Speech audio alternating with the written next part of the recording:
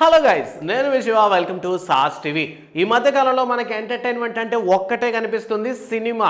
అందులోనూ మనకి ఎస్ఎస్ రాజమౌళి గారి సినిమా అంటే ఏ ఒక చిన్న బిట్ దొరుకుతుందా, ఏ ఒక చిన్న లీక్ దొరుకుతుందా, దాన్ని ఎలాగైనా చూసేయాలి అనేటటువంటి ఒక క్యూరియాసిటీ మనలో క్రియేట్ అవుతుంది.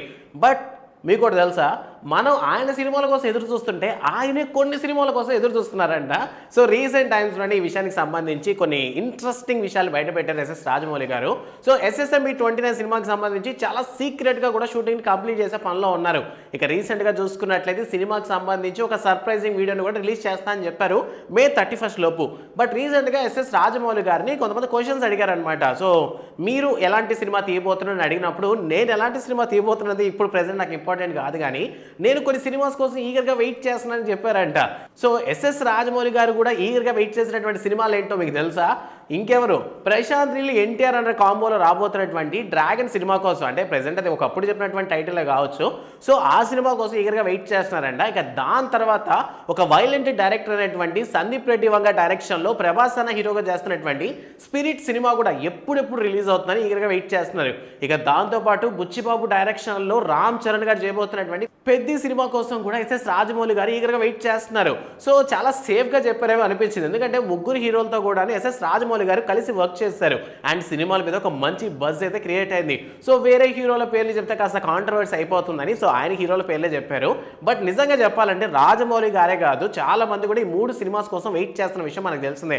ఇక రీసెంట్గా రామ్ చరణ్ గారి బర్త్డే సందర్భంగా రిలీజ్ చేసినటువంటి గ్లిమ్స్లో అయితే షార్ట్స్ అస్సలు ఏమంటారు, నెవర్ బిఫోర్ అన్నట్టు ఉన్నాయి.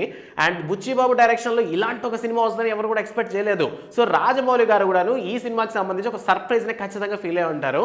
ఇక యాజ్ యూజువల్గా నెక్స్ట్ మన కళ్ళ ముందుకు రాబోతున్నటువంటిది ప్రశాంత్ నీల్ డైరెక్షన్లో యంగ్ టైగర్ ఎన్టీఆర్ అన్న గారి సినిమా. సో ఈ సినిమాకి సంబంధించి కూడా షూటింగ్ అనేది స్టార్ట్ అయిపోయింది. సో అందువల్లే సినిమాకి సంబంధించి ఎన్టీఆర్ గారి డెడికేషన్ తెలిసినటువంటి ఎస్ఎస్ రాజమౌళి గారు కాస్త సన్నబడ్డ గమనించారు కదా. సో ఎస్ఎస్ రాజమౌళి గారి కోసమే ఆఫ్టర్ రాకీ తర్వాత యంగ్ టైగర్ ఎన్టీఆర్ గారు బాగా సన్నబడ్డ విషయం మనకు తెలిసిందే. సో ఈ క్రమంలో డ్రాగన్ సినిమా కోసం ఎన్టీఆర్ గారు ఇంకా బాగా సన్నబడ్డంతో సో సినిమాకి సంబంధించి ఏదో కొత్తగా ప్లాన్ చేస్తున్నారని రాజమౌళి గారికే కాస్త క్యూరియాసిటీ పెరిగింది. సో అందువల్లనే ఆ సినిమా చూద్దాం అనుకుంటున్నారని. ఇక third one rebel star Prabhas అన్నతో Sandeep Reddy Vanga. So animal cinema తర్వాత సందీప్ రెడ్డి వంగ దగ్గర నుంచి ఎలాంటి సినిమా వస్తుందని అందరూ వెయిట్ చేస్తున్నారు.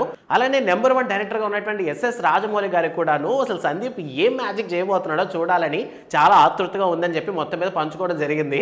సో మీలో ఎంతమంది ఎస్ఎస్ రాజమౌళి గారి లాగానే వెయిట్ చేస్తున్న విషయాన్ని కామెంట్ సెక్షన్లో మాతో పంచుకోండి. సో చాలా సినిమాలు రాబోతున్నాయి 2025లో, వాటిలో ఏ సినిమాని మీరు చూడాలనుకుంటున్నారనే విషయాన్ని కూడా కామెంట్ సెక్షన్లో మాతో పంచుకోండి. అండ్ వీడియో నచ్చితే లైక్ చేయండి. మరిన్ని మూవీ కంటెంట్స్ కోసం సాస్ టీవీని సబ్స్క్రైబ్ చేసుకోండి. Thanks for watching.